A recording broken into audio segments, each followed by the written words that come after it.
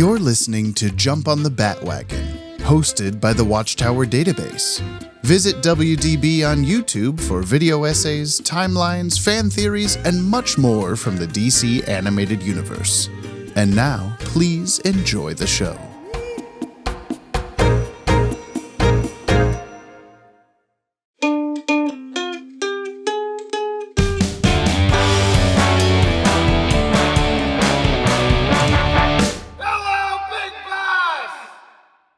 Start digging in your Aftershock twin. That works, right? That's really funny. Is that what the kids are doing? It's just as funny as 6-7. I thought so. Multiple people have commented on past Jump on the Bat-Wagon episodes where a 6-7 thing happens, but we wouldn't have caught it at the moment because that wasn't a meme. Wow. It'd be like the world's finest live show where I say like, yeah, last time I watched this, I was like 6, 7. And then they're like, whoa, this didn't age well. I'm like, that's not really how you use that phrase, but, you know, as if that's offensive now. You know, you can't say that.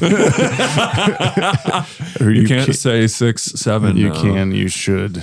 You shouldn't, but you can. We immediately go to like base 8 math. What is that?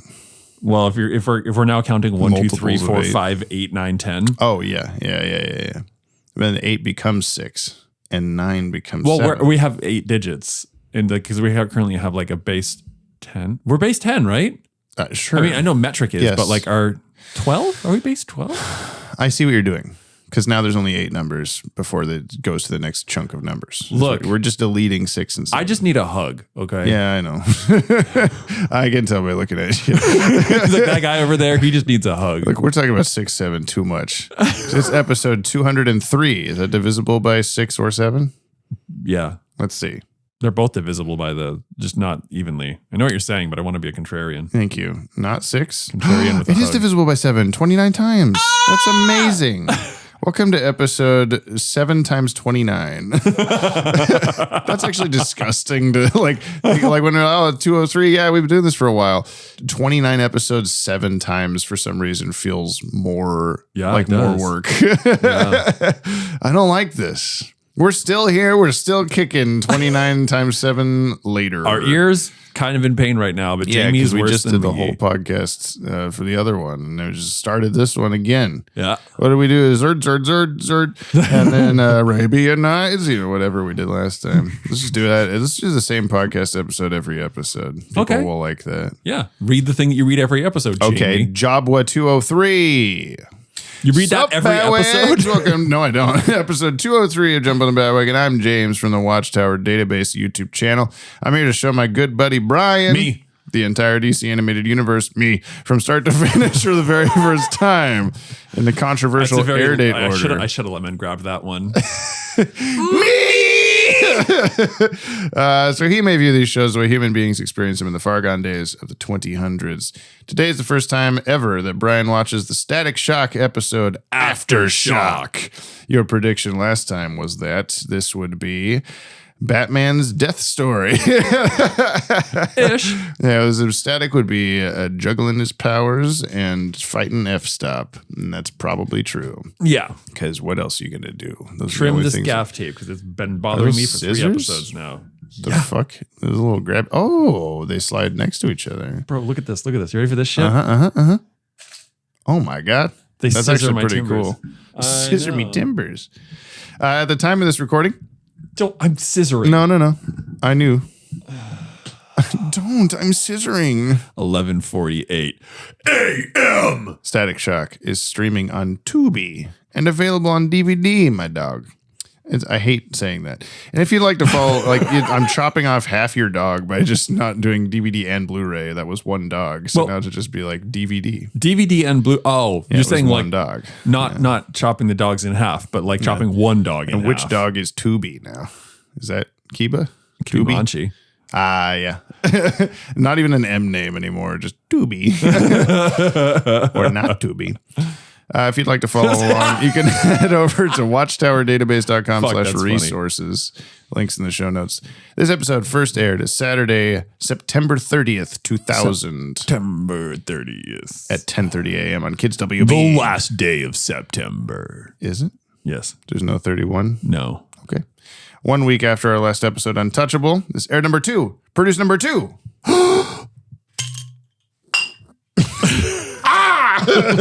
We're just giving you a handful of Hanna-Barbera sound effects to use at your whim. The writer is... I guess I should have gulped louder. Yeah. The writer is Stan Berkowitz and Alan Burnett. The director is Dan Reba. The music is Stanley Clark and Derek Big Tank Thornton. Give me that fucking tank. And animation is Coco Enterprise. I'm not here for Coco. I'm here for Big Tank. Yeah. What is I didn't like him at first. I'm in love with the Big Tank. Buy us a coffee. Check out buymeacoffee.com. Buy Big Tank a coffee already. What are you doing? I would love to. I don't know what he's up to. It's like honestly, some like that. The team of the music on this episode, on this show, I would love to talk to at some point. Yeah, it's just so different, and they only worked on this show. Like this is the only show not like composed by the same team as all the other ones. So I want to know the history and stuff, and I want a CD. I want a release of the music, but I'm never gonna get it. He looks cool. Never gonna get it. Can you show it? Can I see Big Tank? Yeah, look at this. Look at this guy. Look at that. He's class. That's what I expected Big Tank to look like, and I was correct. Judging how I think that's here we go. Here's some nerd shit. I'm pretty sure that is an SLX24 SM58 Shure wireless microphone. Nice, but he does make it look a little small. Yeah, he's got big hands. Big Tank, big hands. Buymeacoffee.com/Yoppie YOPPIE. Linked below. Send us a Yoppie beverage. Access some pretty shway exclusives like submitting episodes for us to revisit. We'll shout out you in an upcoming episode. We'll plug you or shit. And we'll do a push up for every $1. For what? I don't know. I'm just scrolling through shit, dude. Okay. Why are you asking me so many questions? Send us coffee for our health and your entertainment. Executive and producer Derek Big Tank Thornton, known for his powerful contributions to film and television soundtracks. Oh my God. Hollywood. We've reached the Scott Steele Yoppie Bevs. This is a problem. Why? Well, I guess it's not that bad. It's only 35. 7 Yoppie Bevs. Wow, Scotty. Yeah. Can I request that you do hand release push-ups /4 count T push-ups? James, you can text me if you need info for what that is, which we've already done. As for stuff to plug, here's the link to Kendall's Ceramics Etsy. Her stock might be low at the moment. She goes through waves of uploading stuff and then taking time to make a bunch of things before listing it, but she makes cool things. Etsy.com/shop/SAG Rising Pottery. SAG Rising Pottery. Like Sagittarius? Yeah, probably. Yeah. I get it now. And he also sent me SAG Rising is like a little bit of a video for how to do the push-ups. The 4 counts for the 4 count T push-up. You start here, count 1, up, count 2, down, count 3, fully extend arms to side, count 4, back to there. Oh, I like this. Oh, okay, so we're doing 35 of those? Yeah. And you get to lay like a seal in the middle of it? Yeah, or let's go. We're gonna have to go to the living room for I don't this. know. There's no way. Or at least the hallway. No, the hallway's not enough room for me to put my arms out. Yeah, it's like we're going to have to. James splices in audio from his phone starting now. Are you going to face me like we kiss?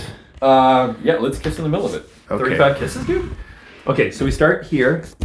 Oh, wait. Wait. Hang on. We go down. Down. Arms out. Out. Here. 2. Up. Is that 1? 4. Yeah. I'm just going to cut that as 1. 1. Down. 2. Out. 3. 4. In. Up. 1, 2. 2. Yeah. 3. Time to speed this up. Yeah. 4. 5. Oh, this is harder than I thought. 6. Oh my God. 7. 8. 9. 10 and a break. Okay. 11. I'm realizing why these are harder is because you're going 12. all the way from the ground to do the push-up. I was like, oh, you can rest in the middle. That's easier. It's not. I should have known. It's harder in your core, too. Yeah, you have to try not to like worm your way up. Oh my fucking God. I don't think I can do 35 of these. I'll just send you back some of the money, Scott. It's okay. I'm going to have to take a break at 20 here. I did 11. Whew. Holy shit. 12. That's hard. 14. 31. 15. 32. I'm not even halfway there. 24. I'm out of shape. 25. Oh, I got 10 more. You've done 10 more than me, and I can't. I'm not in the fucking army or whatever. Like some people in this podcast community. Yeah. Oh, time to get rid of the hat. Holy shit. I don't want to do this anymore, Scott. 26. 27.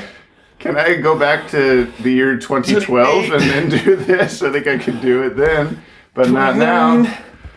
30. I just went down and my body went, oh, thank God you went down. 16. We laugh. 17. 33. 18. I'm going to be against the wall here. 34. 19. 35. 20. Oh, fuck. 21. I'm going to worm the rest of them. It's fine. 20. Not good for my back at all. That is the hardest thing. Do you need to not do that so you don't blow up your back? Well, no, just the one I just did just now was bad, but no, I won't do that. Okay. That was 22. That was 32. 35. Okay, I did it. I totally did it. Thank you. We totally did them. Brian did all of them. I did over half of them, and now fuck you. We're gonna watch the episode. And don't forget to go check out the Etsy page. Yeah. We'll have to say that at the end because you probably remember because we just said it. I did just say it. But later. ZW. Everywhere you look, there's another bang baby. Setting fires, wrecking buildings, scaring everybody. And no one's doing anything about it. Well, what about that kid they were talking about on the news? What's his name? Static. He's doing something, isn't he? Didn't you hear what happened today? He got beat. Bad. Besides, he's probably a bang baby too. If he is, he's one of the few good ones. For now. What's that mean? Nobody knows anything about these meta-humans. Now, what if Static keeps changing? What if he turns into some kind of monster? Nobody knows. Not even Static himself. Next, it's Supercharged Static to the rescue on Static Shock, followed by Yu-Gi-Oh! And Ozzy and Drix on Kids WB. You're watching an all-new Static Shock on Kids WB. Verge,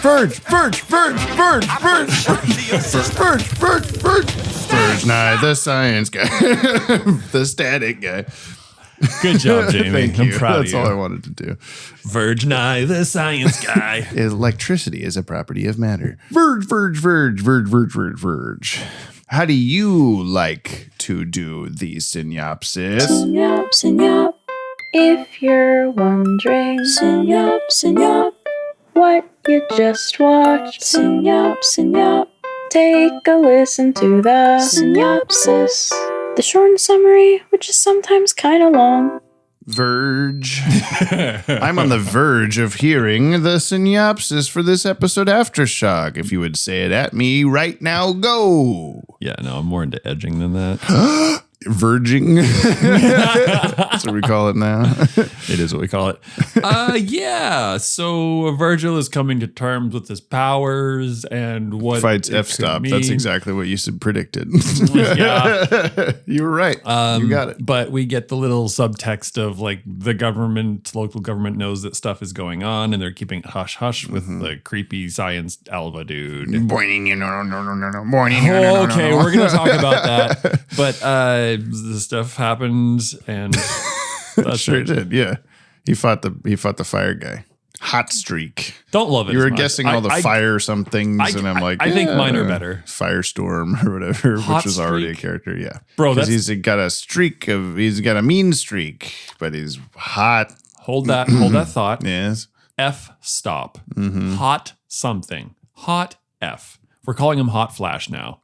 Hot F. Hot as F. Hot AF. No, Hot Flash. Okay. Yeah. We're just going to start calling him, or trying to call him that. Hot Flash steps in and then gets cottage cheese poured all over him by the firemen. Yeah. And put out. They're cottage cheese hoses, man. I like how he's then in a jail cell later and with like a drain in the middle of the floor, you know, for when he's got to pee. You just pee in the drain. I mean, I do it every time I shower. Yeah. It's more fun that way. The official synopsis. Static learns that the person responsible for the Big Bang is Edwin Alva, the city's philanthropic billionaire businessman. But his efforts to gain evidence are hampered by Hotstreak. They spelled Hot Flash wrong. Hot Flash. Yeah. What? Is that what you wanted to call him? Hot Flash? It was still hot. Okay. Yeah. The bully from the pilot, it says, himself transformed by the gas mutagen. You were in the kitchen afterward getting a Dwinky poo, and you said, I'm liking Static Shock so far, which was nice to hear. I did say that. You said that. But did you mean it? No. Oh, man, he got me. Balderarchy. Bring it back. I am actually enjoying it. Yeah. I have some fucking gripes with this episode. Okay. Mainly, Name them. First and foremost, and most prominently as well. The First, foremost, and biggest. Hot Flash's pants. Why aren't they on right? He's got a belt and everything. That was a thing. That was a look. The like, I'm gonna show off my like basically plaid boxers. It's a very like Eminem looking thing to do. Very 2000s. Mm-hmm. Y2K. My biggest issue with this, we talked about it a lot during the episode. The music is good. Yeah. The editing of the music is horrible. There are like 3 total tracks in this episode, and they just kind of brought them in. Oh, the bad guys on screen play that bad guy music like every time. Static's on scene. Okay, play. And there was these bits where you have the and it's got this like foreboding electric kind of sound, and then it cuts for literally 2 or 3 seconds. Yeah, offbeat. Different key. Well, sorry, different tempos, different keys, different just vibe. very suddenly, and it's static. And then it cuts back again. And just like anything happens and they're like, oh, bad guy music. Like we were already joking about it. And then Edwin Alva walked on screen 1 second before the commercial break and it did a and then went to commercial. Like, you didn't have to. We got it. He's the bad guy. I feel like this show pretty clearly is, as much as these are all for kids, this is even more like, this is a kid show kind of a thing. Like, I feel like this is really. I feel like it's got the lower demographic, like instead of the like whatever 8 to 15-year-olds or whatever, this is the like 6 to 11 or something like that. Like there are little differences in gaps of age that things are aiming for. It doesn't feel as mature as Batman Beyond. Yeah, but it doesn't feel that far behind to me. Like, sure. I'm not like thinking like a 6-year-old watching this. You have the occasional thing like in this episode where he's like, your electrolytes are a little high. And Static's, electro something. What do you mean? I'm not Static. I don't know about electricity. And then he's like, no, electrolytes, children watching the show. That's when too much salt. And like, they have to like explain it for babies a little bit. But I do see that. Okay. It doesn't feel like too much of that, I guess. But they still do the like, I brought you out here where there's no metal. Like, you idiot, there's metal everywhere, even if you can't see it. And then brings up the thing and defeats him with poop water. Oh, is that a reach, or is that just one of those quippy superhero things? It could be both. Also, can we take a moment to appreciate that Hot Flash was a superhero? Yeah, for like 2 seconds. For 2 seconds. Defeated the werewolf boy. And what happened to him? I don't know. Werewolf boy. We have a guy in a music shop turning into a werewolf, and they're like, he's another boom baby. Which, listening to too much Britney Spears or whatever. That was hilarious. So this is the thing. They got some like adult jokes in there too, and I think I'm really going to love these mid 2000 or early 2000 jokes. Remember when we are? Yeah. Yeah. But he just turns into a werewolf and he's gone. And he went, it's one fire. And it's boom babies? Bang babies. Bang. Okay, I'm like baby boomers? Yeah. Because I just really wanted. They call them boomers in the show. I just really wanted the Emperor Cusco or John. Bang baby. Well, that was a little bit weird Cusco! that like the previous episode's description, the official synopsis had like, or no, it was in a trivia thing. I think they're like, oh, the Big Bang is based on, such and such real life event. And it was like, the Big Bang, they haven't called it that in the show yet. Why would you say this in the triv? Thanks for spoiling that or whatever. And then they just said that in this episode, but then also similarly, they say like, oh, it's a bang baby when the werewolf is there, before establishing that people affected by the gas are called bang babies. And then they say it later. He prefers metahuman. Yeah. A mutant, like the X-Men, that's gay. I don't like that. I did like his like metahuman thing, which again is one of those like that's kind of progressive, isn't it? Yeah, I suppose so. Yeah. Meta look past no propellers the fourth here. wall. Yeah. He did a mild fourth wall break in I the think so. chamber. It was hard to see if he was looking at the camera or just beyond it. It's like, oh, how could it get any worse? And then the gas comes out. I had to ask. Like, looks at the camera. Bum bum bum bum. Yeah. He just does a gym office face at the camera. He sure did. I feel like I weirdly had a better time watching this episode than the first episode. Like the first episode, you have to do all this like origin establishment kind of stuff, but it wasn't as, I don't know, exciting necessarily. Like this one felt a little bit more, it basically felt like a 2-part origin thing. Like this was part 2 of the first episode. I could see that. But it's enough its own thing that it just felt more, like I said, exciting. It felt more like the action was a little more purposeful than just like, we got to have an action scene in here somewhere.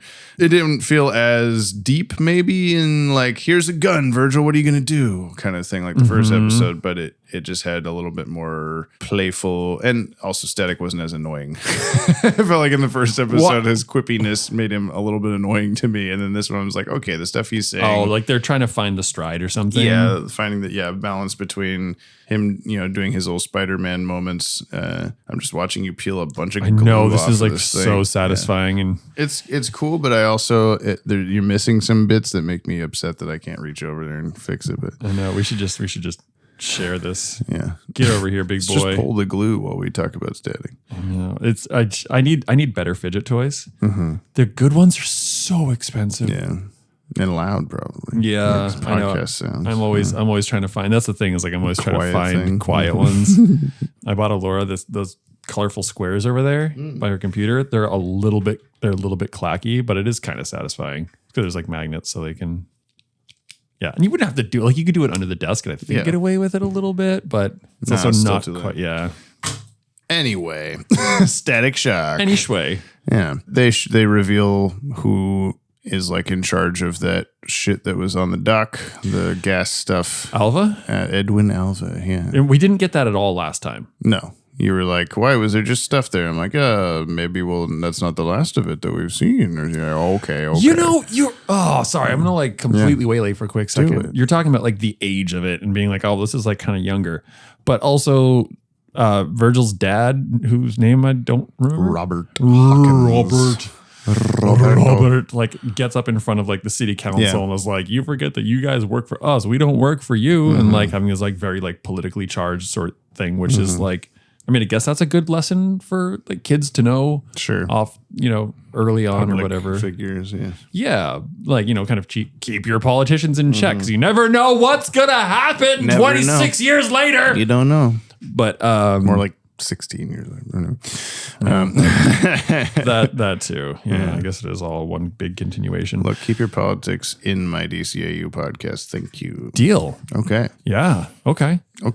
Like that. I think that's a more mature theme. Yeah. Although like probably good to remind kids that like when they grow up, they are going to have this level of responsibility. That means everybody born the year of this show. Or later. Fucking 10 years after. Whoa. 2010 was 16 years ago. Oh, no, God. I'm throwing up. I smelled the pipe of poop at the end of the episode. That was vile. I was a little bit like surprised that they just literally did like, here's diarrhea coming out of this thing. And then he's like, I don't think that was a water pipe. Like, why did you think that was water? Do you think water is that greenish brown color? Oh my God, dogs. This is our boba delivery. Hooray! We interrupt this podcast to bring you dogs and boba. Fett. Bye. Praise him.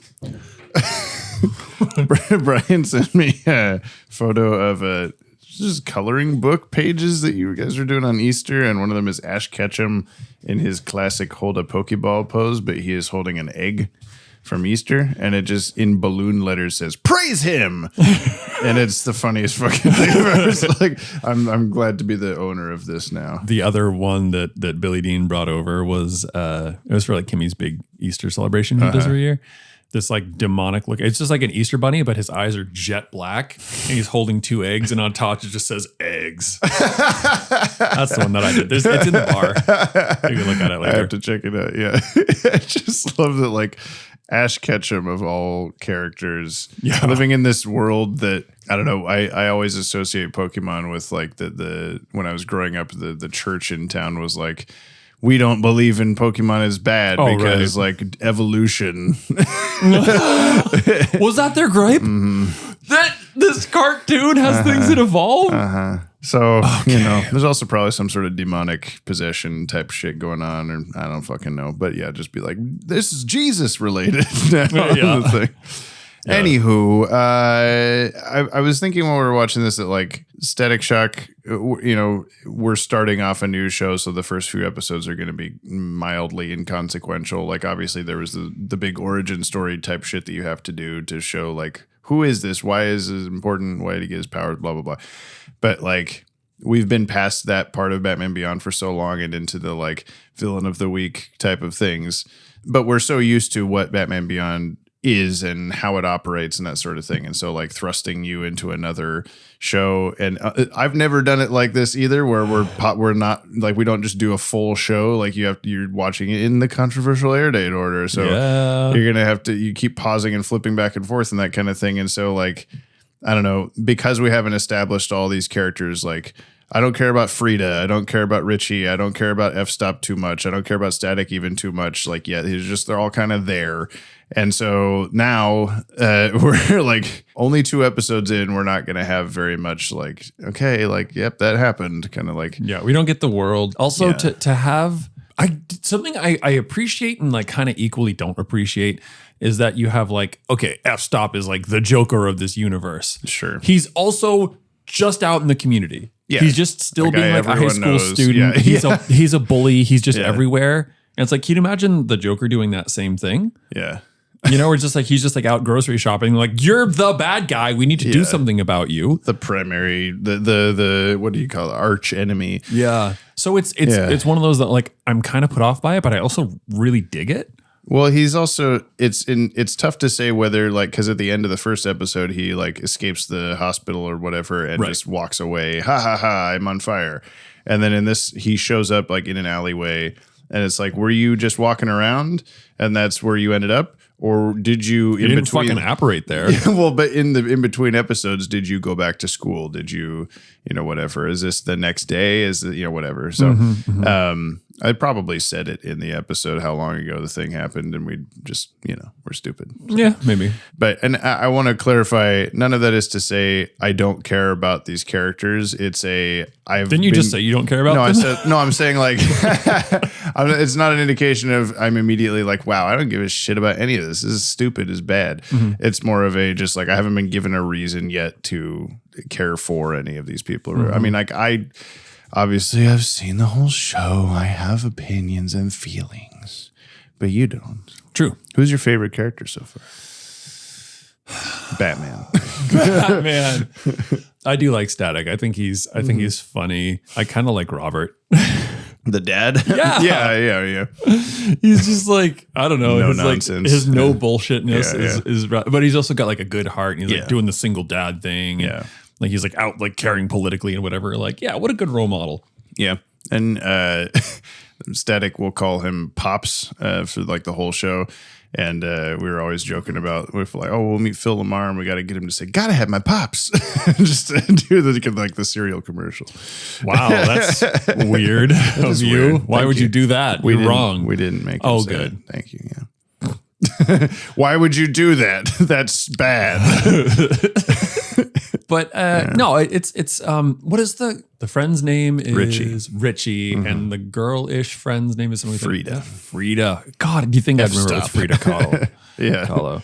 the Frida thing, like the Richie's like, he's obviously there to kind of be like hype man or whatever. And I loved the like, they run just into an alleyway, like 5 feet in, 5-10 feet in, so he can change and grab like a trash can lid, and then they run out, at least half a mile, and then there's like a full Scooby Doo Flintstones background, just loop. And remember, you're not just Virgil anymore. You're Static in this thing, and it's like a cute little pep talk thing. But we're just going like, how long is this alleyway? Well, that's what I was gonna say. Is like the never ending alleyway. Notwithstanding, it was really cool to see that because like you don't usually have that level of support. Like even in like the Batman things, Bruce Robin, is like Bruce is being kind of an asshole to Terry and being like, you got to do this thing because I said you got to do this thing, and Robin is like, well, I guess I'll fucking do this because Batman said so. Bruce Wayne's always telling people to do stuff, and everyone else just I go along with it. but here's Freddie? Richie. Nope. Richie and Frida. Damn it. Freddie and Rita. I need to write this stuff down. Richie just being like legitimately like, no, dude, like this is how you are a good friend and this is how you like show up. And like, you got beat last time, but you don't have to get beat again. Yeah. Like that's fucking cool. And so like, I feel like I care about Richie and I care about this relationship. And I know that I'm supposed to care about Rita, but I don't give an F, which is why she's Rita. Frida, we call her. F we just Rita. like last time we're like, oh wow, there's like this hot girl and she's got like guys like falling all over her and like she what an stepped over experience. them. And then this episode, and then this episode, she's just like, hello, I have thoughts. Oh no, I burned my hands. And like, no, she didn't have it. There was no reason to like one dimensional is going a little too far. Yeah. And I wish that like we had some of that same level of care of like, oh, their relationship. Will they, won't they? Who does she, in this one, she was just there. Yeah. She could have been a cardboard cutout. Yeah. The other thing is like in the comic books, I'm pretty sure like the main love interest or whatever, but so far we've had a similar Terry Dana kind of like, why do I care? Or whatever, but we're 2 episodes in. Yeah. I'm not going to pass final judgment now. I do agree Next with you. episode. Yeah, everyone gets 3. Frida gets 3 episodes before I give him shit. I agree with you. I like the Virgil Richie friendship and support help hotline essentially. I do think it's funny though that last episode we had multiple times where like everyone should just know this is Virgil. Like, oh my so god, obvious. yeah. And the same thing happened this time where not only did we have the Hotstreak only tells his cool villain name to Virgil, and then Static suddenly knows it's Hotstreak. Yeah, do you want to go a little more in detail sure, too, or you want to you say have more detail? Do you want to say your point? Well, I was just the other thing was that multiple times Richie runs up to Static. Freddie. Oh, sorry, Freddie, with his ascot and everything, the Scooby Gang. Richie runs up to Static multiple times and is says like, "Verge" in front of a crowd of people. Yeah, or like puts at the very least, even if you couldn't hear what he was saying, he's like clearly best friends with Virgil in school, and he's like going up to Static and like putting his hand on his shoulder and be like, "Wow, man, good job," and all this stuff, and everyone's like, "There's a crowd of people here. Be a little more discreet." Yeah, even Static doesn't care. He's not like, "Hey, maybe don't get the fuck away from me." Like everyone is going to find out so easily. You're welcome, citizen. He flies away. Yeah, you're welcome. Freddie, was it? I don't know you, so it must be this. Yeah. No, I do want to touch on the Hotstreak name drop. Okay. I'm sorry, Hot Flash. Hot Flash, yeah. It's the Flash, but hot.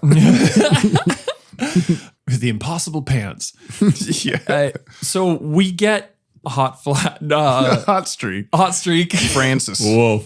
We get Francis being like tormenting Virgil, and Virgil being like, "Hey, Francis, calm down." He's like, "The name's Hotstreak now." And then we cut 15 seconds into the future. Virgil gets away. Static comes back, and in the like Clark Kent goes into the phone booth kind of thing, but in an alleyway. There was a phone booth that Frida used in this. Truth. Yeah. But he like goes away. A 15 seconds lapse, and Static shows up, being like, "Hot Flash, it's you." And like I've only told that to one person. This is what I'm saying. Yeah. Like surely he said it to his cronies or whatever. Don't but call him Shirley. What is our get out of here? There's the door. There's other doors, but they won't get you anywhere. It's just a closet. But like, maybe you've told your cronies, whatever. But like, that would raise an eyebrow, would it not? Yeah. If you're already like looking at this person who looks exactly like this kid, you spend so much of your time aggressively bullying. I beat up this kid all the time with your same hair and build and size and voice. Are you that guy? No. Oh, okay. This is my point. Yeah. Well, I don't know. I think this is just the bane of superhero shows is you just have to erase this idea from your head, I guess. When you, I know, suspension of disbelief. Yeah. I need to stop being so fucking critical. Whatever. It's funny to talk about it. We need to make that John Cena meme happen, by the way. What was it? And his name is Hector Elizondo. And then it just plays a mariachi version of yeah, that was the joke, I'm pretty sure. As he's breaking Batman's back in several different montages over his knee. Listen, listener, it's hilarious. You just got to get inside our heads and see it. Yeah. Just that like this is going to keep happening and people should know it's Virgil. Especially like, I don't know. I just can't wait for Static to meet Robert. Oh yeah. That's my son. Pretty easily. Yeah. Or his sister. If anyone's going to find out his identity, it's going to be his sister. Okay. That's how much money you put. Really? Between his sister and his dad, who do you think finds out sooner? If you didn't say anything, I would say sister, but now I'm thinking dad. I don't know. I do know, but You know. I don't know. I think it's I could just stare at you and you it's just start kind of to a trick squirm. question, actually. So when we get to the, we'll get there. Okay, let's leave that one hanging. Yeah. I mean, there's a lot of good relationships in the show. I think that's like its His mom, strongest suit. she comes back as a ghost and is like, "Are you floating too?" Static Sixth Sense. Yeah, He gave it up. Static Sense. Yeah, I see my mom. So just one dead person is my mom. No, I think that's the strongest thing the show has going for it so far is the like friendships and relationships with other characters. Yeah. And Edwin Alva and his evil bad guy music. And do you know he's a bad guy? That way you can tell. Otherwise, you wouldn't. Yeah, be able because to the tell. music plays Braining exactly when he's on. Is it too much to ask you to just play the real time switch between those? Is that too much editing issue? No, here it is.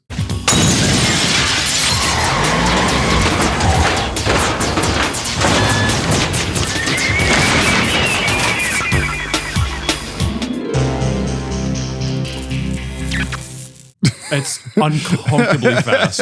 Yeah, I'll just pick whatever the word. Like I didn't edit that at all. Let's do the cast of this episode. I love cats. I know. We got Phil Lamar as Virgil Hawkins / Static, Jason Marsden as Richie Foley, Kerrigan Mayen as Edwin Alva. He was previously Baker in Zeta, who was the Baker agent, and Cobra One in Plague, who's the Cobra guy in the orange costume that's like, that poison is already distributed in the G.I. Joe. G.I. Joe. Kevin Michael Richardson as Robert Hawkins. We have CCH Pounder as Mayor. Bringing it She was back. previously news anchor in Rebirth. Debutante Bunny Vreeland has been kidnapped in the opening scene with Bruce Wayne quitting being Batman. Adam Baldwin as York, who is the guy that puts Static in a glass chamber thing. He was slowest villain ever. Yes, he's a big guy, okay?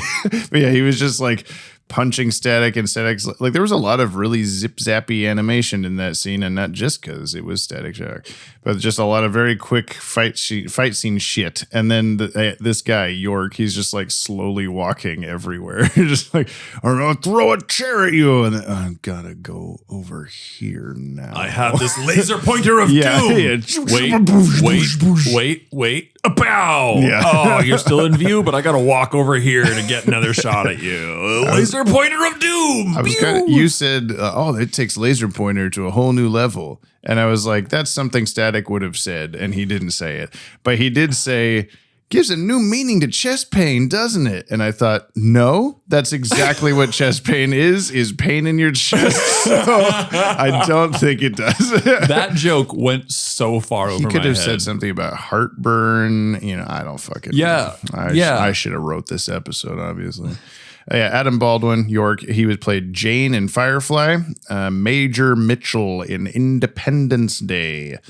He played Animal Mother in Full Metal Jacket. So must have been one of the soldiers, I would guess. Garber in Predator 2. The voice of Dutch in Halo 3 ODST. And he also voiced Finn, the redhead bad guy, in Jackie Chan Adventures. You would know Adam Baldwin if you saw him, probably. Would I? Probably. Let me do it. I can do it. You can do it. I'm going to sit here. Adam Baldwin. This guy. He's a Baldwin guy. That guy's in Firefly. You know him. Not from Firefly. Okay. Jeff Glenn Bennett as Anchor, the guy on the news, mutants or whatever.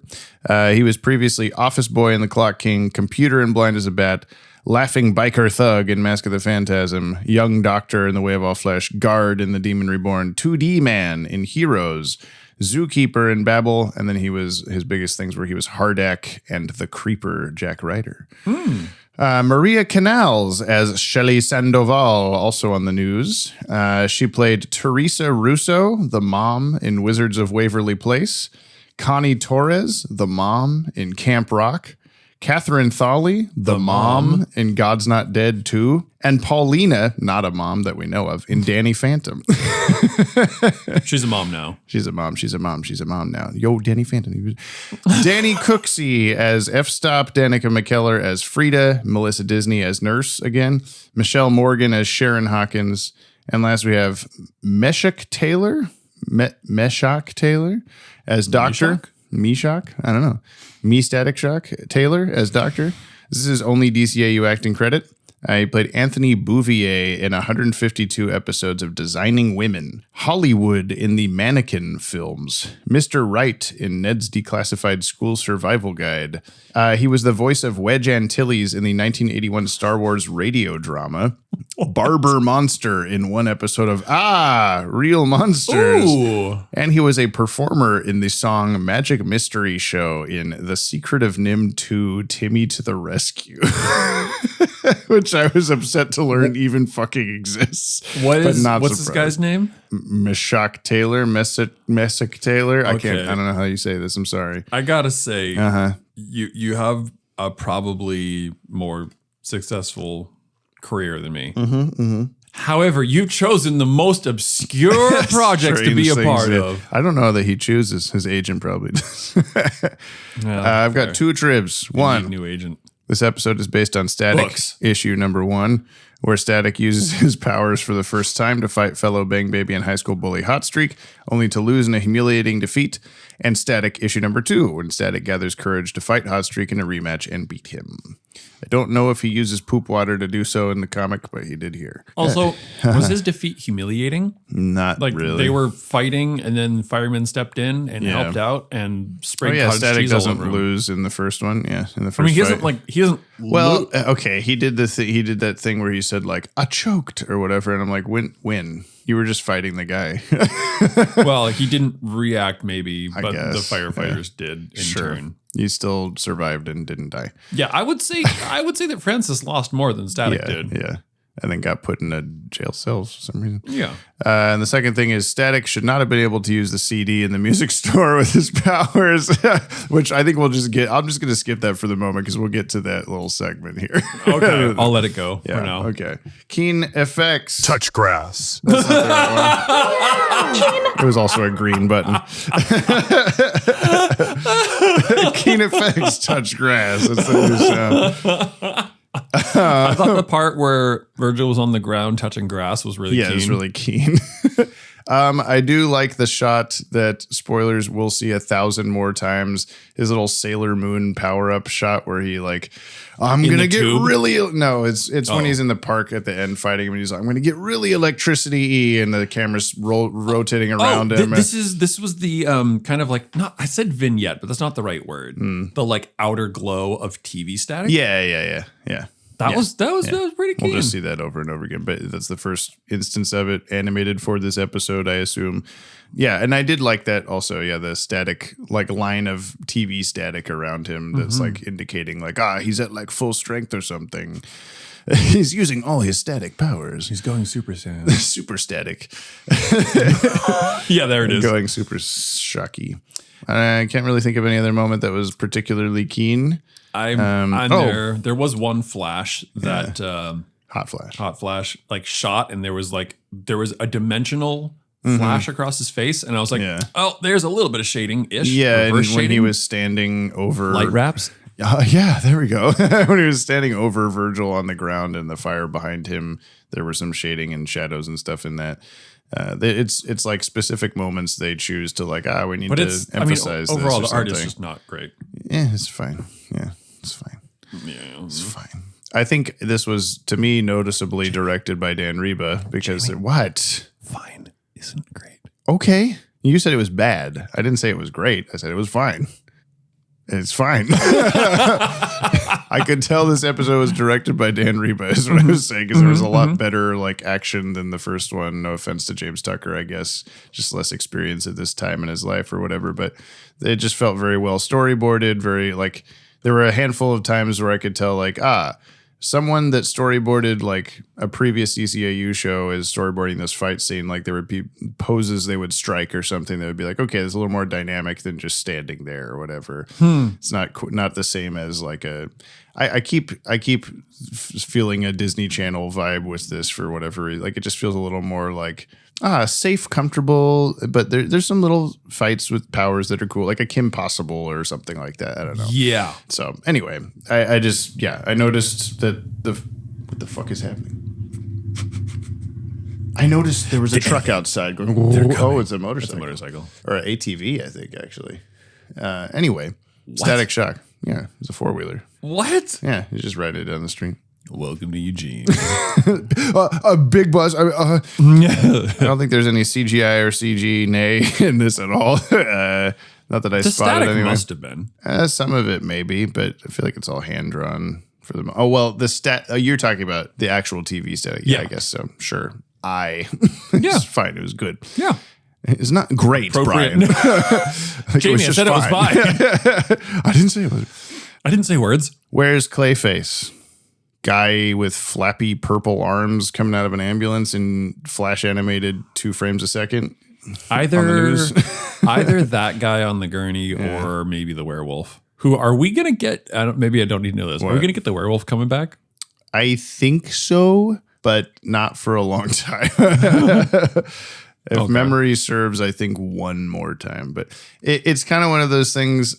They mentioned it this episode where they said like maybe like 100 people were affected by the thing, and I'm like, where the fuck were they? There were like 16 total people. There was maximum. Like yeah, at the dock or whatever.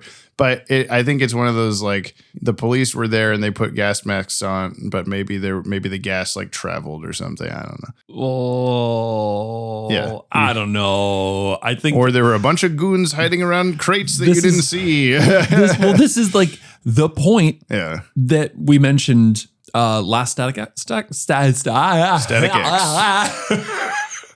My brain is freaking out there. Static X. Whoop, whoop. No, it was the point we were making in the last Static Shock episode was that he could like eliminate all the problems because there were so few people. Oh, sure. I could just like spend an afternoon and like eliminate apparently it. Not. No, now it's hundreds. Like that to me seems like maybe somebody like mentioned to the writers that same issue and they're like, oh no, we got to put a thing in where there's going to be more because that's could be how our universe works with supervillains. It could be like a budgety thing where this event was supposed to be involving a lot more people, but they could only like animate this dozen or so guys hanging out. But because I guess without saying too much, I'll say like you see plenty of bang babies throughout. It's just the villain of the week thing with this show is this bang baby, this bang baby, this bang, where they're like person that they must have looked like before or whatever was never there, was not there at that fight at all.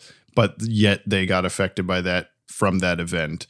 So either they were like right next to it or they were there off screen or, something like that. And it's a little bit stupid. Yeah. But I also feel like it's just kind of a like, I mean, clearly this is a much lower budget show than the rest of them. And so I think that what they could have done is with the forethought for this, done a kind of like blobby, darker colored just background, like looks like people moving around to indicate like there's a bunch of background people or something when the fighting is happening, but they didn't do that. So I mean, you could also like very quick animation thing while the police are there, like cleaning up whatever. There's one barrel and maybe it's like leaking some goo.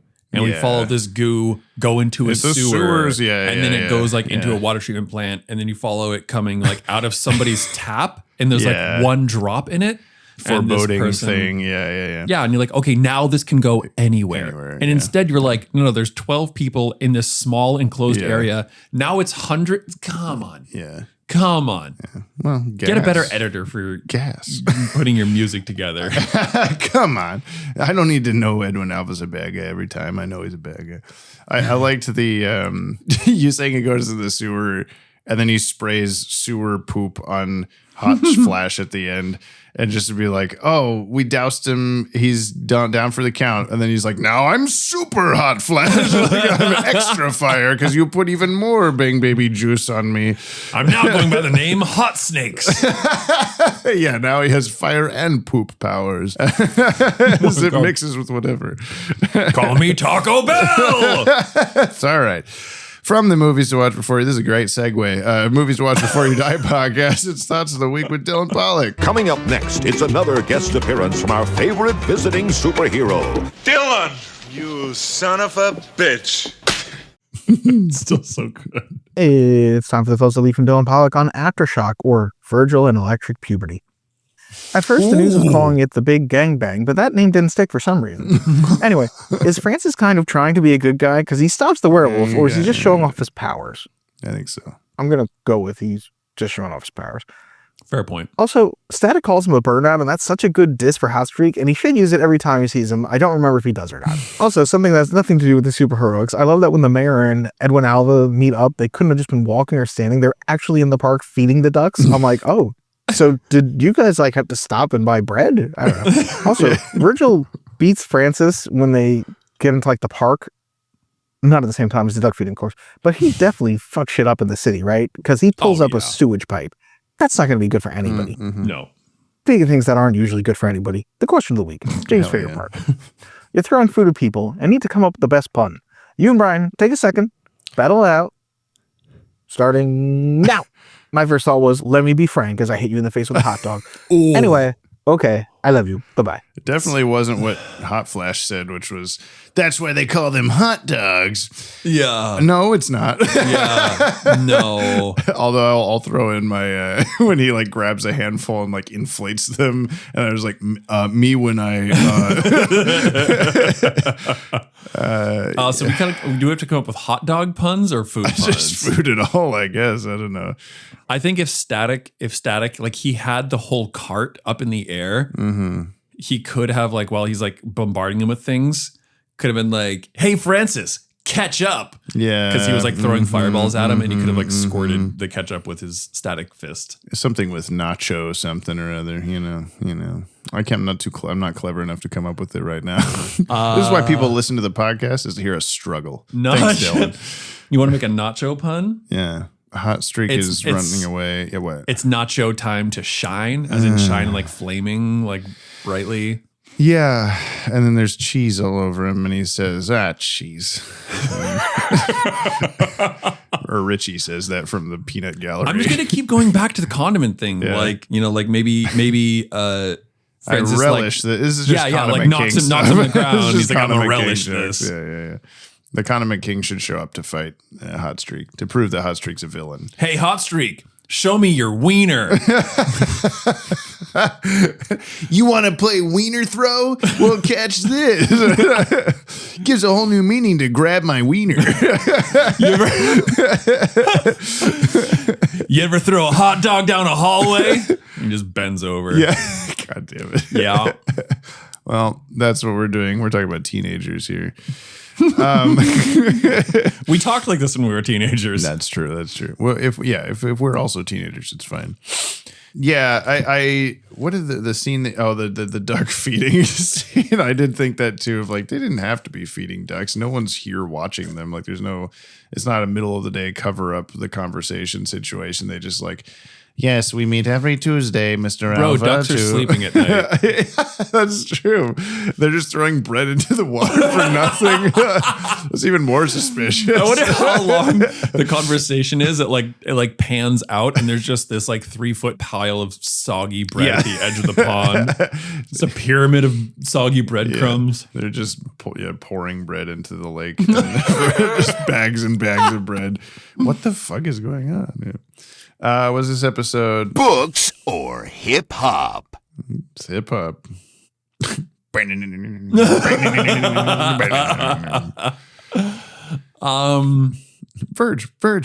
Yeah, hip hop. Yeah, hip hop. Yeah. All right, it's time for That's not how electricity. What the heck is up with that? There's this evolution of previous things. Mm-hmm. So we had the stuff he used electricity for. He did the same kind of stuff of like using it. He even called it out in this, it can only work on metal or whatever. Mm-hmm. But he listens to the CD, which was in the trivs. It was a CD uses laser lights to read microscopic indentations in the disc. These indentations then transfer into electrical impulses that are converted to vibrations, producing sound within a speaker. Without a laser to read the indentations nor a speaker to generate and amplify the vibrations, there'd be no sound. Yes.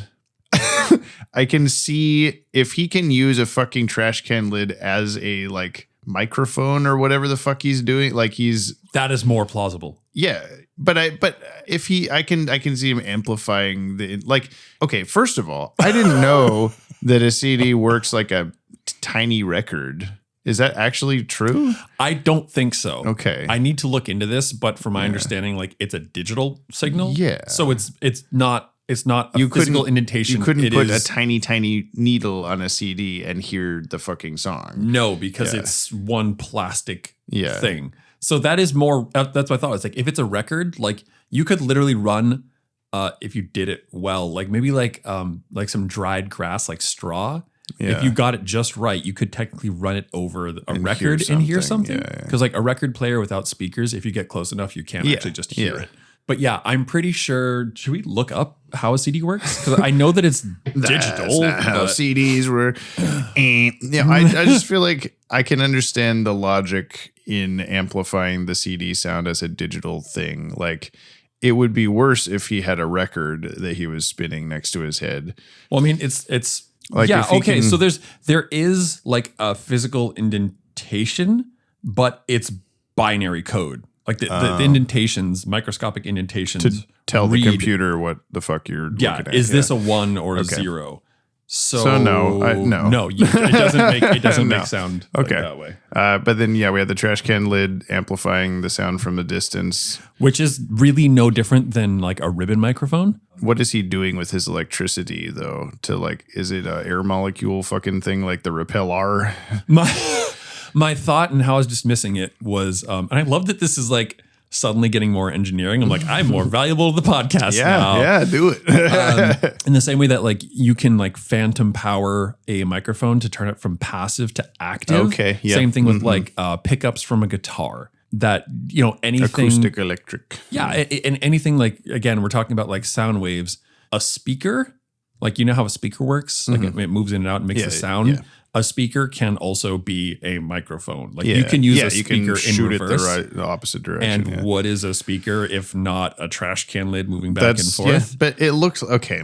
If they had, this may be an animation limitation or something, but like if the trash can lid was going like in and out really fast, like a subwoofer, that would be at the start we did see it shaking, but then when it cut to the close up, it was just static. Had zappies around it. Yeah. Which like if they tried, that's fine. That kind of boosts it back up a little bit for me. But then we had static. He's like, ow, my ears, the pressure in this canister. And then he's like, I'm going to make it more. What if I broke my eardrums?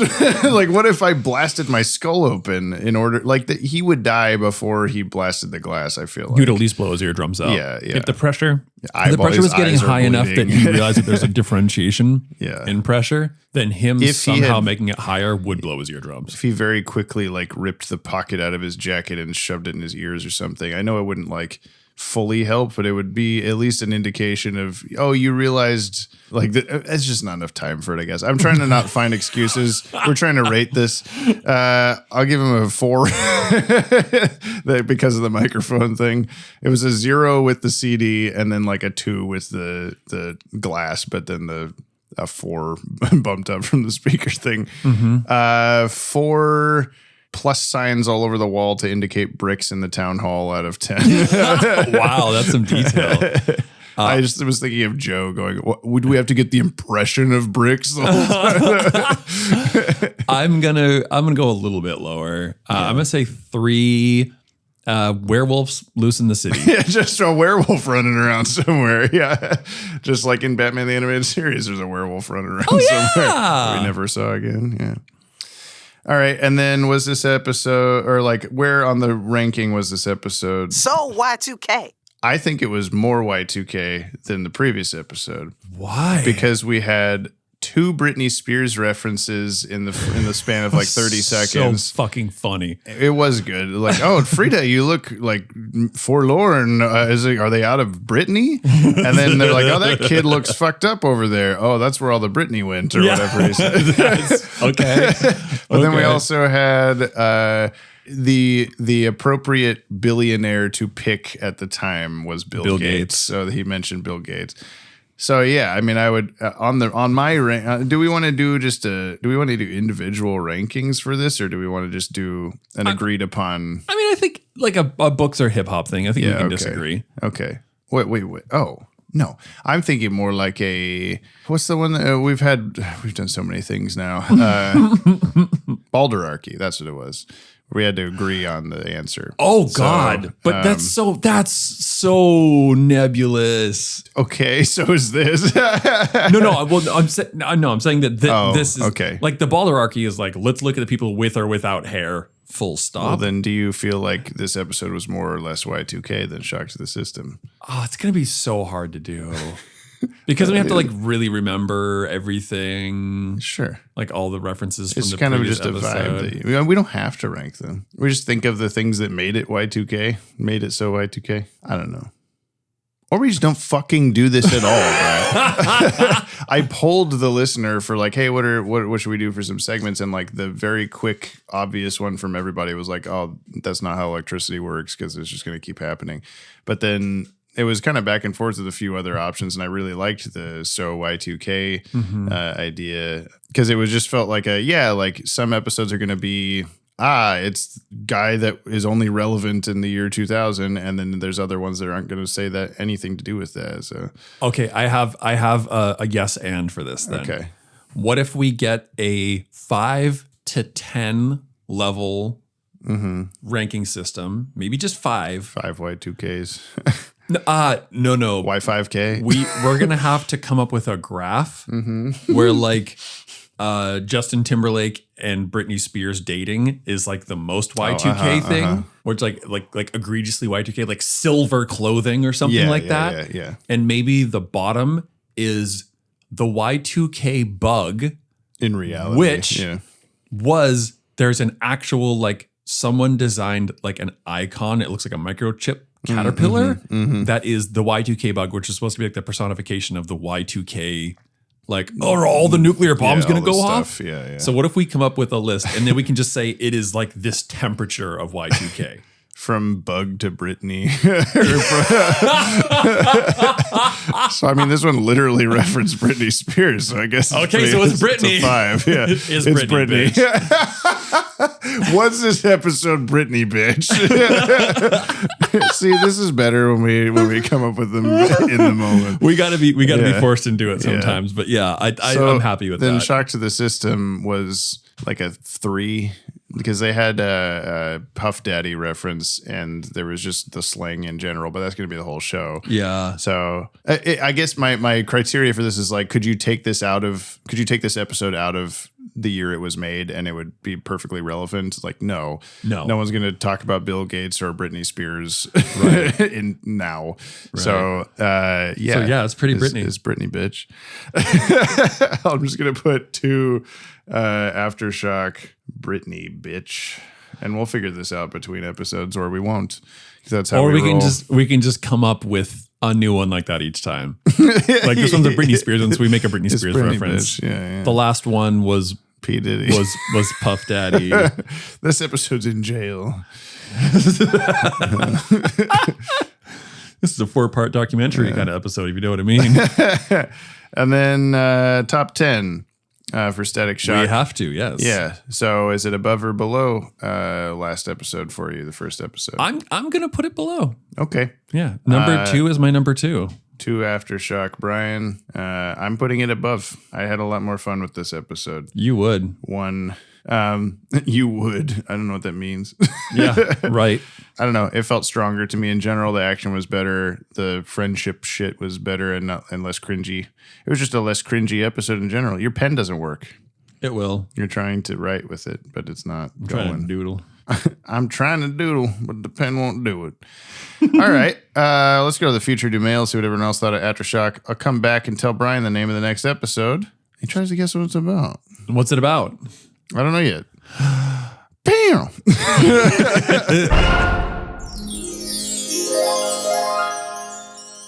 Hey, remember last time we did mail and I didn't press the Kimmy song? You don't remember that because neither of us realized it. But this time I'll definitely do it, right? Jamie, but not now because first why we did have your a different parents thing. name you Jimothy? They didn't. That's a really weird response for that. Yeah, I have your birth certificate here in my hand, actually. You hear it? It's definitely not a receipt from Home Depot. Oh, what did you buy? I bought spray paint and then I returned half the spray paint.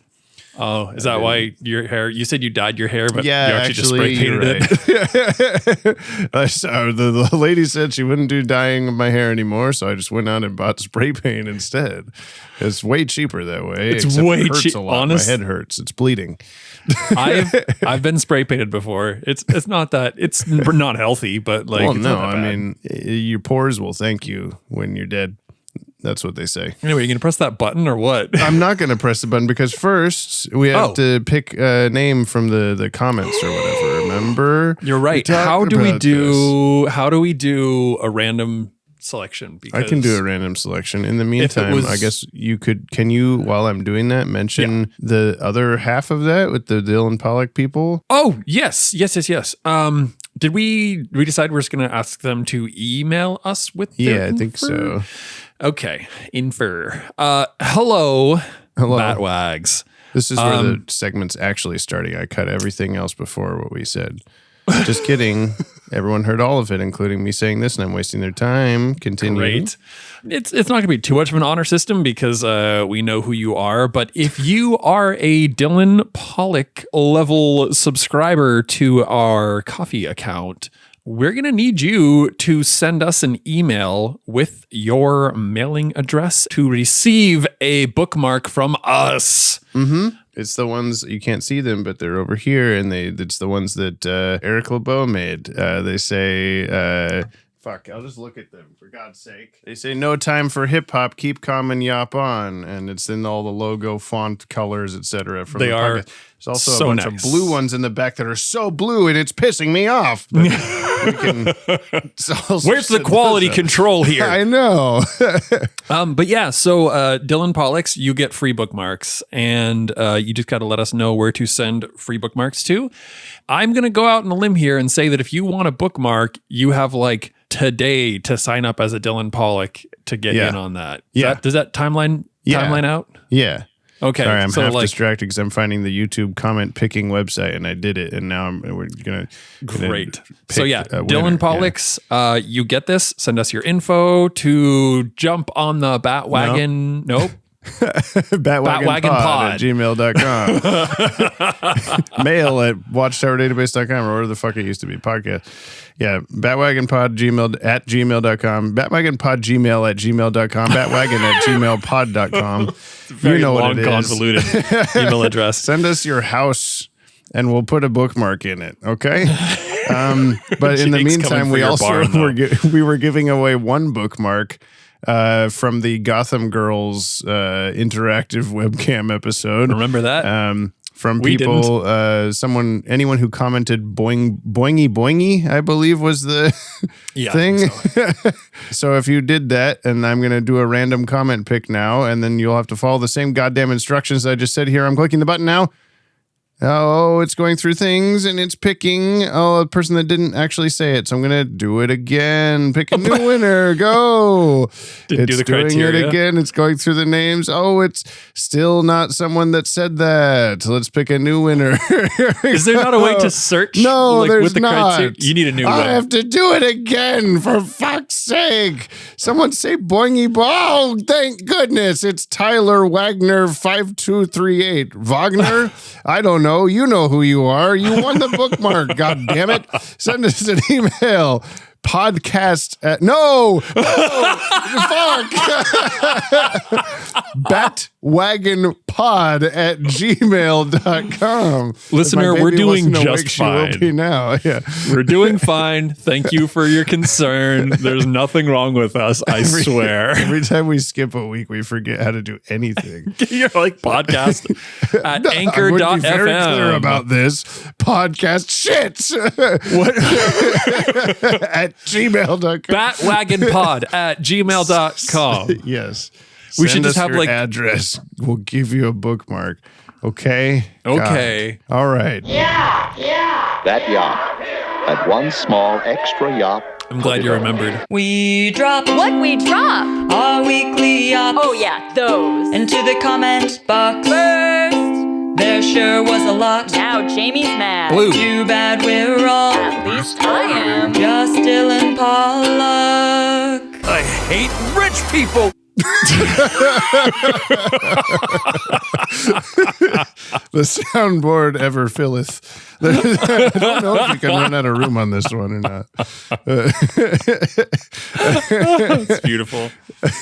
Speaking of Kimmy, here's your last reminder to be in Big Bus this Sunday, May 31st. May 31st. Yeah. And go buy ceramics from the Kimmy who sings that song. She will high five you, and if she doesn't, I will punch her. She'll high five you with ceramics, and then you'll have like a triangle of ceramic sticking out of your hand, and she'll go whoopsie, and then And you gotta have to leave go it to the there. Hospital. Oh yeah. Or else you don't get a bookmark. If you want to reach out to us like the fire hand at the end of World's With a Finest piece of Part 3, ceramics in its palm. yeah, you can send a short ass email. It's an email for your ass, or a 60-second voice message to batwagonpod@gmail.com. Podcast As at podcast at anchor.fm. podcast.podcast.fm. We'll read it and shit like that, whatever the fuck I say. This is from Lock D. Before they are introduced, Brian should have to guess the names of the villain static fights in the intro. I like that. Brian doesn't. He's Yeah, no, just okay. now. I can roll with those punches. That's okay. I'll just have to show you like a video of the intro and just pause it on each person. 'Cause there's like a big stompy foot guy. There's the shadow guy on the wall. There's all that kind of stuff. Yeah. Spoilers. No, I didn't tell you their names. It's not. Yeah, big but that's stompy exactly foot what I'm guy. going to be calling him. You know me. Come on. Big stompy foot guy. I can't even think of his actual name right now, so that should be it now. The boobs. This was from Justin's boyfriend Alex, who had written in what? What? I don't know. It's just one of those. Just one of those. What's so funny about this? Have you never had been explained? What am I trying to say? Have you never been like dubbed as so and so's fill in the blank here? Yeah, because like for like 2 or 3 years of high school, I was Aaron's little brother. Oh, like I okay, didn't have a name. It's like Scott's wife, Scott Steele's wife. That's her name. Alex says, "Dear Jim Jam and Broderick, sorry I was so excited I forgot to even address you last time. We watched The Last Son of Krypton, all parts, over the last 3 days, and holy shit, it was amazing. Justin introduced me to Superman via My Adventures with Superman. That's the newer cartoon. And I love seeing glimmers of that Clark, although I'm forever thrown every time Jimmy isn't black now. Yeah, Brian. Spoilers! The art, the writing, I love Superman. We are listening to the pod now, and I'm glad you guys agree. Having Nicholas Hoult as my most recent Lex Luthor, I am very intrigued by this almost Kingpin-esque Luthor. I loved the interaction between him and Batman. Batman. I read Superman and said Batman. Thank you again for what you do. I'm so excited that to add the DCAU to my infinity gauntlet of special interests. Also very excited to start updating the doodles I draw for Justin's lunches. Much love, Alex. Oh, cute. Jeez, can you guys be cuter or what? Doesn't sound like it. Holy Vim shit. Wolf. In for a penny, in for a pounder. Hi, Brian. Like a quarter, like a McDonald's. Hi, Brian. This is the Messiah. What in the... I cannot fucking read right now. Hi, Brian. He's not the Messiah. He's a very naughty boy. And James, the 80s, 90s British rock band. So CCH Pounder is finally back. And having caught up, I can finally bring up a small omission. When you were going through the list of her previous work, you missed one that I think Brian may be more aware of. Back in 2009, when Brian was still in double digits, there was a sci-fi series called Warehouse 13, which I suspect he may have seen. Have you? Warehouse 13? I don't know. And the mysterious all-seeing caretaker of the warehouse, Mrs. Frederick, was played by CCH Pounder. He's Googling, folks. American comedy drama series. Why does this look so familiar? Maybe you saw it when you were double digits. This is the first time I noticed her name, and it was only a bit later that I became aware of all the voice work she had done and is still doing. My favorite of her DCAU characters is still to come. Oh, and she was in last year's Naked Gun reboot. Many yops. Oh, shit. I did see that. I still need to watch that. It was, you know what? It was okay. That's what I've heard, which is good. And if you say it's okay, then it must be really good. It wasn't, I don't know. When you try to like chase that dragon of previous masterpieces, which are not necessarily masterpieces. No. It rarely works out well, but they did a pretty good job with it. I really like the humor in like Police Squad and just Leslie Nielsen shit in general. So I would assume, but like I as a kid, I always mixed up the names Leslie Nielsen and Liam Neeson. Yes, and me too. So it's actually like perfect. That I hope that was on purpose, that they cast him just because of that. Maybe.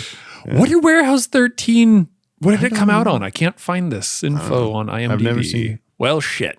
Okay. Thanks for the tip anyway. From Scott Cove, Aftershock, or I promise Hotstreak doesn't get any more nicknames.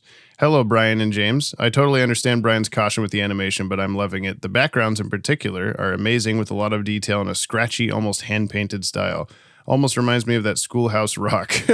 There's also a few keen effects in this episode, like the electricity when Static is trapped. Though the show lives by the character work, which is already stellar, Verge's father in particular, as this caring man dedicated to community, is such a bright star despite the limited screen time. You can really tell how much of his heart Stan put into this. Can't wait for him to be a guest on this show. Me neither. I look forward to... It's a very different show, obviously, so he'll have... different words to say about it.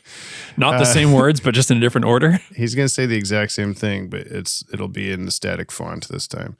Ashley Tutchin says, fun fact, Shrek 3D was actually originally a theme park ride called Shrek 4D before being released on DVD. I owned the DVD, but also went to the theme park version in 2006 at Warner Brothers Movie World. Also, I hope you realize that releasing 202 episodes of the podcast makes you a prime target for a Two-Face attack. Also, thanks for shouting out the movie Stranger Than Fiction. I love that movie, but I feel like nobody talks about it. Yeah. Yeah. Why? Finally, this is a little belated, but I want to thank you, Jamie, for doing your part to keep physical media alive over at Video Horizons. I'm an ardent collector of and believer in physical media, so I appreciate the work you're doing and wish you great success. Thank you, Ashley.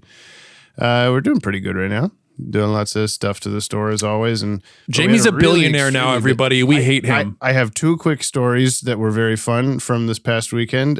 We had like a very busy time. There was a cruise ship in town. It was Memorial Day weekend. There was a Sunday market, just blah, blah, really nice weather. There's a million reasons everybody was in town.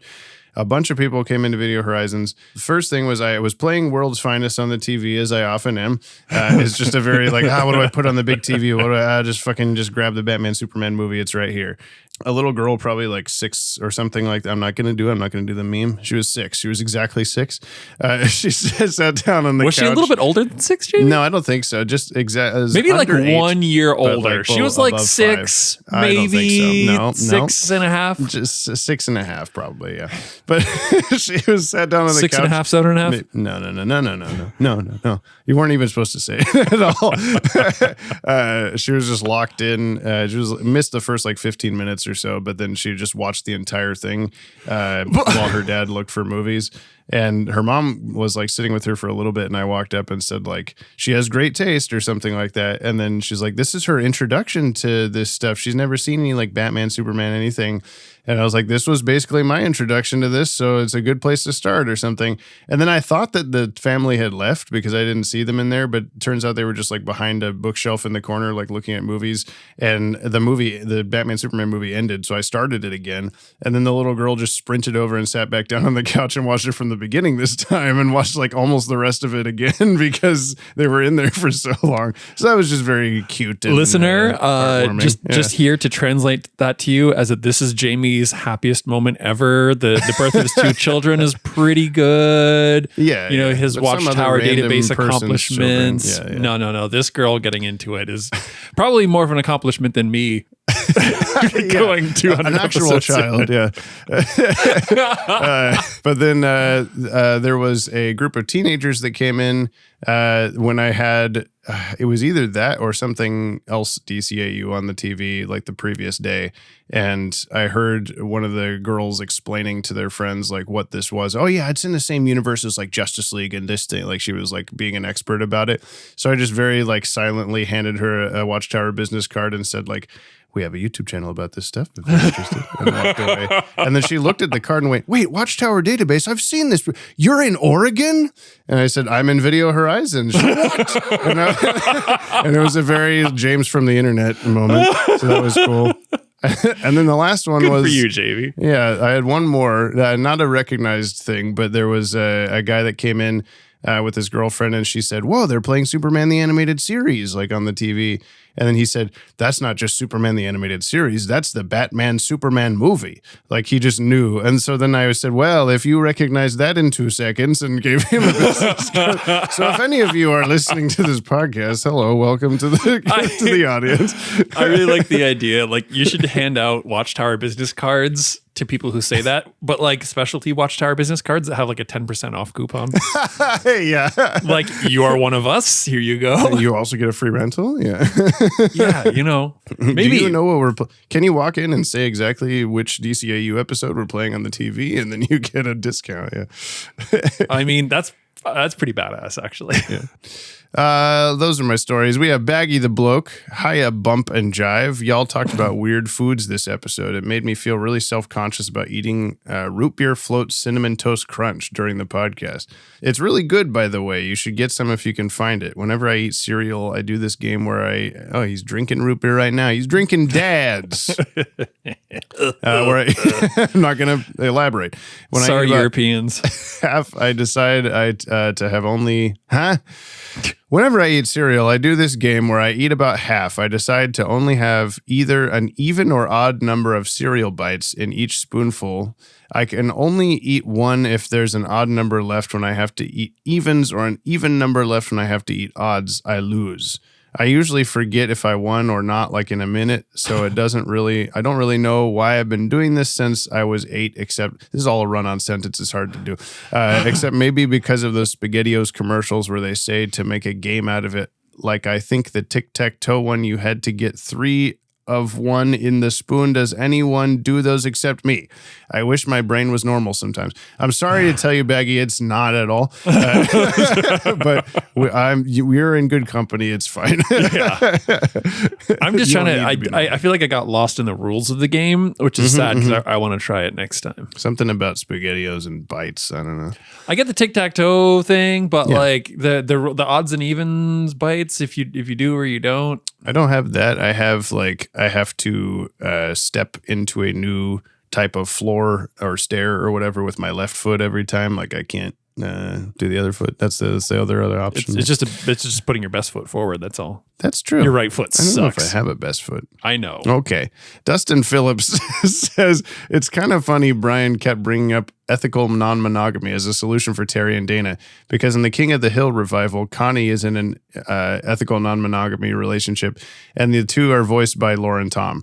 I sincerely doubt Brian watched it, but still, it's a funny coincidence. That's amazing. No, I didn't. I knew the new King of the Hill came out, and I've been curious, but not curious enough to actually seek it out. Yeah, I also want to watch it, but I'm going to do one of those like, I got to watch the whole show from the beginning so I know what's happening.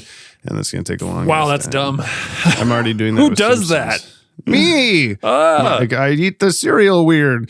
This is from Eric LeBeau, Aftershock, where the purple smoke just makes Francis look like he smells bad. Okay, I don't have too much to say about this episode. It's good, but hear me out. I know Wade said that all the gangs were going to be there that night, but I'm sorry, hundreds of people were turned into bang babies. How many people were in those gangs? How many gangs are there in this city? Are there 10 million people in this city too? That's not how cities work, Stan Berkowitz and Alan Burnett. Until next time, keep calming up on, because I fucking can't. Oh, great, you're back. All right, let me see your letter from Kronk's boss. To whoever this is, your minion is an incompetent Neanderthal who has caused me no shortage of distress, migraines, and damage to my secret lab. I am, however, willing to give him a passing grade as long as he never comes back again. Signed, your soon-to-be Empress Yzma. All right, Kronk, now on to the next matter of business. Wait, are you still writing this down? You were supposed to stop it, stop writing, and then there's just a big spill of ink at the bottom of the page. Maybe I don't have it as bad as others do. Want to go watch Full Metal Alchemist? Like that is the ending now for all of these. It says, I'd be remiss to at least not share my pitch for the "That's Not How Electricity Works" button to Brian, even if James's idea was funny as hell. Here it is. Ow! That's not how electricity works. It's not awful. It's not as much of a callback, but I do like your Foley work in all of these is impeccable, unparalleled. Is that what we could say? Is that a good word for it? Unpeccable. Is it like the heck version of hell? Yes. Okay, this is from Kyle Naranya. Aftershock, Zap Zappy Zap, another episode of Static Shock. What I really like about the second episode of Static Shock is it shows that Virgil is still growing as a hero. It's one of those elements of a teenage superhero where there needs to be a level of growth and development in being a competent superhero. It's not just, oh, I figured all this out. We know Bruce Wayne traveled for years to become the ultimate tactician before he actually became Batman, and Virgil is in that similar ground as Peter Parker and Terry McGinnis. Obviously, science decided to take an absolute nap during this episode, and I can't wait to hear what Brian has to say based on electricity versus fire. And are those exploding wieners maybe the most phallically uncomfortable thing we've had in the DCAU so far? He calls them hot dogs, but they're exploding. I bet Dylan has a joke for exploding wieners in his Dylan Pollock Thoughts of the Week. But overall, I like this episode. I am struggling a little bit with the animation, but I'm sure I'll get over it. Yeah, Brian. Phallically uncomfortable. I mean, we had a lot of episodes with Dick in them, but I don't know. What else? What you said no so confidently. What's a more phallically uncomfortable thing that we've had already? Condom and King.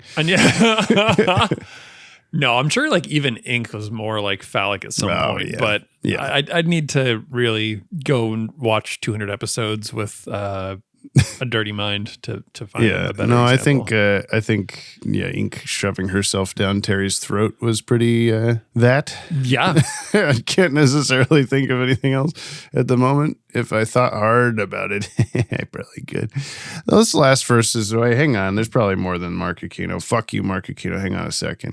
Yeah, we got Key Machine. So I'm so sorry. It sounded really sincere, but it wasn't yet. Key Machine says, "Greetings, James and Brian. I'm so glad we've been finally been introduced to the definitely real city of Dakota, which probably has a larger population than both of the Dakota states combined. Although BTAS was the first installment of the DCAU to which I was introduced, Static Shock and Redacted were the shows currently airing on TV during my childhood. I was surprised to hear how many listeners haven't actually watched this show, and I'm excited for them to experience this series alongside Brian for the first time. Yes, me too. I have a genuine love for the show, even if it starts a bit off-kiltered from the rest of the DCAU. Notice how I used an M dash, but left it as 2 hyphens to prove I'm not AI. Pretty keen, right? Hashtag justice for the M dash users. I also think that every time that's like, oh, it's a telltale sign of AI. I'm like, but I use that. I know. I use that. I'm not a computer. I've stopped. I've like leaned into parentheses now. Or a semicolon would work too. I don't like a colon? Wait. No. I always do this. Semicolon, but yeah. I also. Why does a semicolon have more to it than a colon? It's not semi at all. Fuck you. Wow, Jamie. That's amazing. Thank you, I guess. I hate it. Looking forward to lots of Y2K references and electricity puns mixed in with some sensitive topics tackled by our kilowatt kid. Brian, thanks for the shout out last episode. Hopefully I can sit down and edit an awesome audio message again soon. Semicolon. I too miss hearing the sound of my own voice on the pod. Keep it Keen. Keen machine. Thank you, Keen.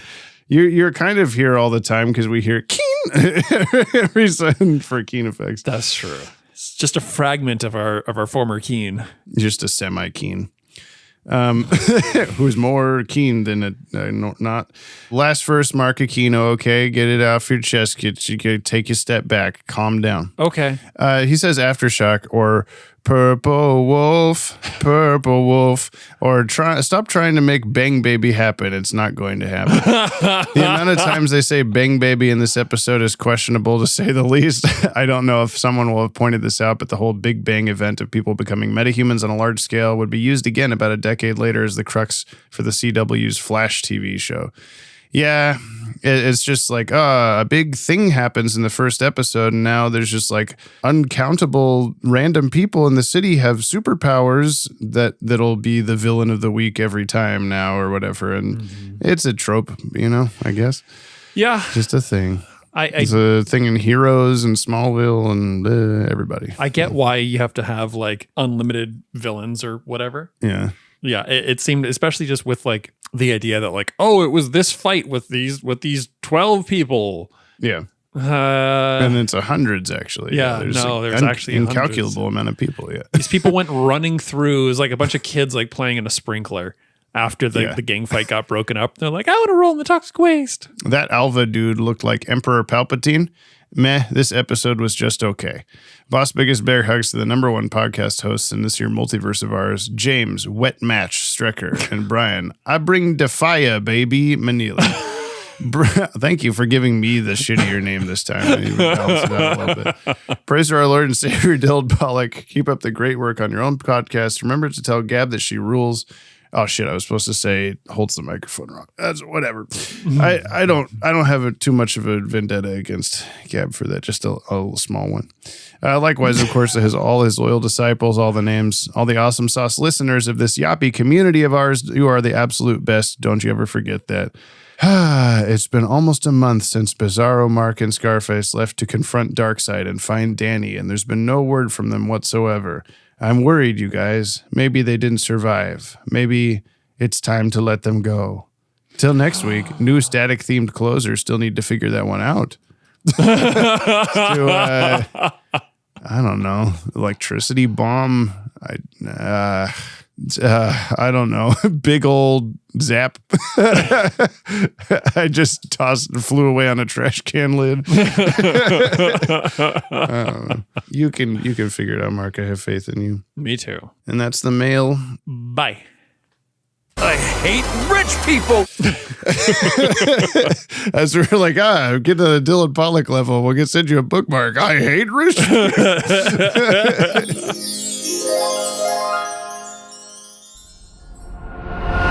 And now we're back. It's time to tell Brian the name of the next episode. It's called Inkling. It's a Batman Beyond episode.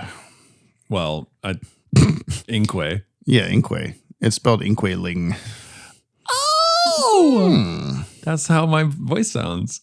At the time of this recording, Brian's voice sounds like this. I can't even do it right now. Goofy. Now my voice sounds like this. What do you think Inkling is about? Do you have any inkling? Is I'm thinking like, what are you doing out there, dog? Did I call you with my squeakies? Probably. Let me in. Let me in. Oh my God, Dad. What if there's like an ink part 2, like an inkling, like a mini ink, like a mink. You're right. This episode's about mink, the mink. Yeah! Minkway. The mink and ink. There's an ink second generation, if you will. See, this I think sometimes we get these titles and I have a chance like this. Yeah. And other times it's hidden like agenda. That could be fucking anything. I mean, you could guess like kind of like, okay, hidden, who would have an agenda? But like the other one where it was untouchable. Yeah. Like, what the fuck am I supposed to do? It's about ice cream. Yeah. Because I'm on a diet. If you touch it, it's so cold to your hands. I don't want it. I want to have some ice cream, but it was too cold. It's untouchable, they said. So yeah, you got it. I'm so proud. Lil Ink. That's the show, everybody. That's the show, everybody. Ink. That's my rapper name. Lil Ink. That's a fucking Mother Goose, a rapping and rhyming special. We watched the trailer for that last night. Yeah, we were going through the list of movies that we're supposed to watch together, and that was on there from I think some previous cast credit for Mother Goose, a rapping and rhyming special. Yeah, we watched the trailer, and it was like, oh. We won't be watching that. We've seen enough. I might just delete it off the list after. Thank you to everyone listed in the description for their musical themes and help in making this podcast as yappy as it can be. That's Please you, go Dylan. check out their stuff and Gab. Thank you, of course, to you, the listener, for listening. We couldn't do this show without Gab. We couldn't do this. Tell her she rules. Why don't you? Should we have? I mean, we're due a Dylan. Should we also try to sucker Gab in? For I have no experience with this whatsoever. Dylan made her watch Mask of the Phantasm for Movies to Watch Before You Die, and she didn't like it, I'm pretty sure. Right. So I don't think she'll like Static Shock or Batman Beyond or whatever if she didn't like Mask of the Phantasm. So who knows? They are very different. They could be different. Could be. We'll just invite only Gab on before we invite Dylan back. That'd be better. Gab, we know you hate this shit. Yeah. Come on. Don't you want Dylan? No. You know the guy who's into this DC? Yeah, no, Why would we too want easy. that? Low-hanging fruit. We promised him Christmas only, and it's been a while since we've had a Christmas episode. So therefore, yeah, we need to give Dylan a second. Yeah, We'll just make it pretend this is Christmas type of situation. It's Christmas to me anytime Dylan comes on. How about that? There you go. That's what a nice way to do that. You're such a Richie. You're such a Freddy. I'm a Freddy. I'm a Freddy personality. I'm a Freddy rising. Which reminds me, we need to shout out Sag Rising Pottery. Yeah. What was the ceramics? I'll go back to it. Yeah. Oh, it's because I texted him. I said those push-ups fucking sucked. Sag Rising Pottery. You got it. Oh that my God. You're trying to make fun of me, but I remember Freddie and Rita. Freddie and Rita. Oh, can you show me this cool stuff? Yeah, that's great. That's some crazy glaze work. Holy hell. Yeah, go check that out, listener. Handmade Columbia River Gorge inspired ceramic vase. This can be yours. You could buy this vase. You should buy this vase. You should buy this vase. Yeah. All right. Bye. This vase. You know our famous sign off. You should buy this vase. Our famous sign off. Thank you, Gab and Kendall. Specifically. Thank you to everyone listening to the Gab and Kendall. Goodbye. Ever hear of King Pyrrhus? Must have missed history that day. He fought the Romans, beat them bad. But so many of his own men died, he might as well have lost. They call that a Pyrrhic victory. Aw, Verge, don't go thinking that way. You stopped Alva cold. But all the evidence got burned up, and he's still walking around free. Hello? Virgil, Dr. Harris. Dr. Harris, is everything... I got your blood tests back, and everything's fine. Except for one thing. What? Your electrolytes. They're a little high. My electrolytes? You know about electrolytes. No.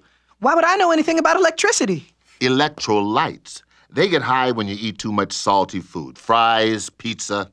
Fries? Pizza? You cut down on that stuff and you'll be perfectly normal. Thank you, doctor. Thank you. Did you hear that? I'm okay. I'm normal. Woohoo! Perfectly normal. Yeah, right. Jump on the Bat-Wagon is hosted and edited by yours truly, James Strecker, and co-hosted by yours Briley, Brian Maneely. This podcast is brought to you by the Watchtower Database, your one-stop shop for all things DC Animated Universe. To send us a Yoppie beverage, nab some sick show merch, or support us on Patreon, you can visit the links in today's show notes. And thank you very much. Please leave us a 5-star review on your app of choice and follow us wherever you listen to never miss a new show. And we'll see you next episode, same PP time, same poo-poo channel.